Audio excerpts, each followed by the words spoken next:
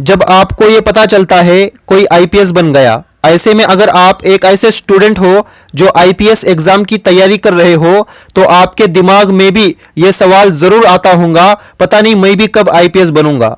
आज मैं आपको एक ऐसी बात बताऊंगा जिसके बिना आप कभी भी आईपीएस नहीं बन सकते, और वो बात यह है कि आप क्यों आईपीएस बनना चाहते हैं।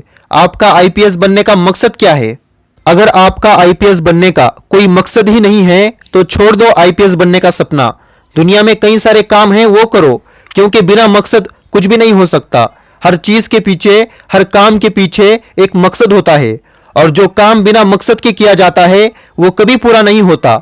अगर आपका मकसद ये है मैं आईपीएस बन गया तो लोग मेरी तारीफ करेंगे, मुझे रिस्पेक्ट देंगे, तो यकीन मानो आप कभी भी आईपीएस नहीं बन सकते। आईपीएस बनने के लिए आपका मकसद यह होना चाहिए, अगर मैं आईपीएस बन गया तो मैं देश की सेवा करूंगा, अपराध को खत्म करूंगा, लोगों को सुकून की नींद सुलाऊंगा, अगर जरूरत पड़ी तो देश के लिए अपनी जान दूंगा।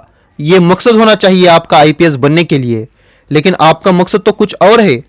आप सोचते हो अगर मैं आईपीएस बन गया तो मुझे बैठे बैठे हर महीने लाखों की सैलरी मिलेंगी। अगर आप पैसों के लिए, इज्जत के लिए आईपीएस बनना चाहते हैं तो छोड़ दो आईपीएस बनने का सपना, क्योंकि इज्जत उन्हीं को मिलती है जो लोगों के लिए कुछ करते हैं।